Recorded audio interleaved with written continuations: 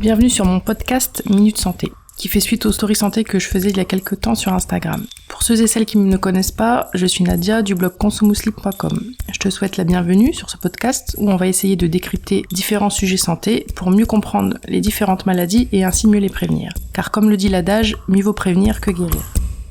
Aujourd'hui, on se retrouve pour un nouvel épisode qui va porter sur les solutions naturelles au syndrome prémenstruel que j'appellerais SPM. Si tu n'as pas encore écouté le dernier podcast sur le syndrome prémenstruel, je te conseille de l'écouter avant d'écouter celui-ci. En effet, on y a parlé SPM, on avait vu ce qu'était le SPM, ses causes, ses symptômes et son traitement conventionnel. Aujourd'hui, on va voir la suite du traitement en abordant les solutions naturelles possibles en cas de SPM. Mais avant, n'oublie pas de t'abonner au podcast pour ne manquer aucun épisode. N'hésite pas non plus à le noter, le commenter et à le partager sans modération afin qu'il atteigne plus de monde. Rentrons maintenant dans le vif du sujet et abordons ensemble les solutions naturelles au SPM. Ces solutions naturelles vont consister principalement à des mesures d'hygiène de vie que l'on a commencé à aborder dans le podcast précédent, mais aussi à des mesures nutritionnelles, micronutritionnelles, et à des mesures alternatives comme la phytothérapie ou encore l'aromathérapie. On va donc voir dans ce podcast comment soulager les symptômes du SPM grâce à l'alimentation, mais aussi grâce aux solutions alternatives. Je te souhaite une bonne écoute. Dans cette première partie du podcast, avant de te parler des solutions de micronutrition qui s'offrent à toi, je tenais à rappeler les conseils hygiéno-diététiques en cas de SPM que j'ai déjà commencé à aborder dans le podcast précédent. À savoir, pratiquer une activité physique régulière, ceci permettra une augmentation des endorphines et ainsi une amélioration de l'humeur. Il conviendra en cas de SPM de manger équilibré et sainement, en limitant les apports excessifs en sel, en sucre à index glycémique élevé et en graisse animale. Il convient également d'éviter les excitants comme le thé ou encore le café. Au contraire, il faudra privilégier une alimentation riche en fibres avec plus de fruits et légumes et enfin avoir une bonne hygiène de vie en général en veillant à avoir également une bonne hygiène du sommeil avec des horaires de coucher et de lever réguliers. En plus de tout cela, un certain nombre de supplémentations peuvent être envisagées conjointement avec ton médecin. À commencer par la vitamine B6. On avait vu qu'une carence en vitamine B6 aggravait le SPM. La vitamine B6 rentre d'une part dans la synthèse de la sérotonine, qui justement fluctue en cas de SPM et explique certains des symptômes psychologiques, mais elle a également un effet sur la sécrétion de prolactine. Une carence en vitamine B6 entraîne une augmentation de la prolactine qui va être à l'origine des symptômes du type œdème et certains symptômes psychologiques. Le calcium, lui, améliore les symptômes dépressifs du SPM, la rétention d'eau et diminue les pulsions alimentaires, la fatigue et les troubles du sommeil.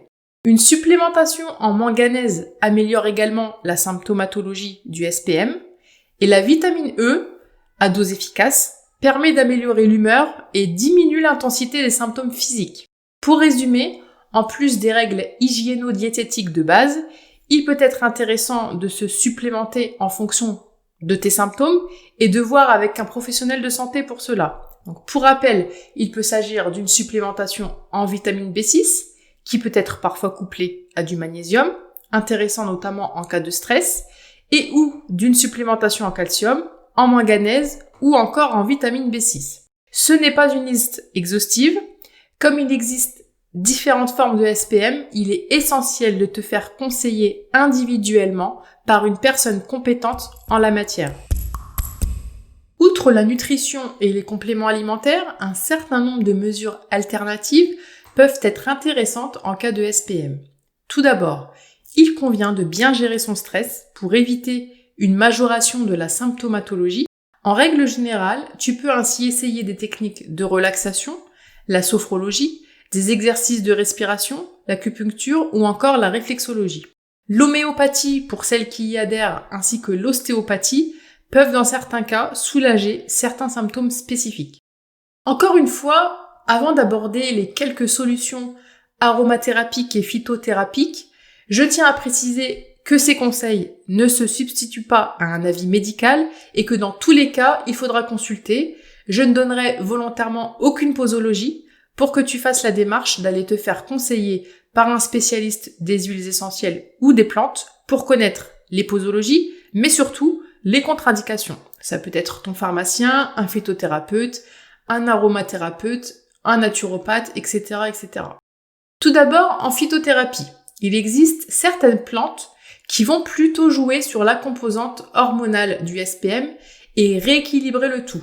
À titre d'exemple, donc désolé si je les prononce mal, le gâtillier, l'alchémie, l'acté à grappe noire, l'achillée millefeuille, l'igname sauvage, etc., etc., qui sont donc des plantes hormones-like. D'autres plantes comme le chardon-marie, l'artichaut, le chrysanthellum americanum, le pissenlit ou encore l'ortie vont favoriser l'élimination et ainsi soulager par exemple les œdèmes et les désagréments qui en découlent. La mélisse ou encore le millepertuis et d'autres vont être efficaces contre certains symptômes dépressifs du SPM et permettre un effet relaxant. Du côté de l'aromathérapie, 3 huiles essentielles, mais bien sûr, ce n'est pas exhaustif, peuvent s'avérer intéressantes. Donc premièrement, l'huile essentielle d'estragon contre les crampes abdominales. Deuxièmement, l'huile essentielle de basilic qui a des vertus antispasmodiques. Puis l'essentiel de menthe poivrée contre les nausées, contre les vomissements ou encore pour soulager les migraines. Tu l'auras compris, le SPM est un problème complexe qui se caractérise par la variété de ses symptômes. En fonction de la gravité des symptômes, plusieurs mesures complémentaires naturelles sont possibles. Il va s'agir tout d'abord d'adopter une bonne hygiène de vie en soignant son alimentation, en pratiquant une activité physique régulière et en adoptant de bonnes habitudes de sommeil. On a vu également que les compléments alimentaires pouvaient s'avérer efficaces contre certains symptômes et notamment la vitamine B6 et E, le manganèse et le calcium. La gestion du stress reste encore une fois primordiale et un éventail de thérapeutiques alternatives sont possibles comme la relaxation, la sophrologie, l'acupuncture, la réflexologie, etc., etc. Enfin, la phytothérapie et l'aromathérapie sont également des possibilités à toujours envisager avec un professionnel de santé compétent. J'espère que cet épisode t'a été utile et que tu trouveras enfin ce qui pourra te soulager pendant cette période bien compliquée. N'hésite pas à partager le podcast à toutes les femmes que tu connais qui sont potentiellement concernées par le SPM. Si tu apprécies ce podcast, abonne-toi pour être tenu au courant des nouveaux épisodes. Je te dis à la prochaine pour un nouvel épisode qui portera sur l'anxiété.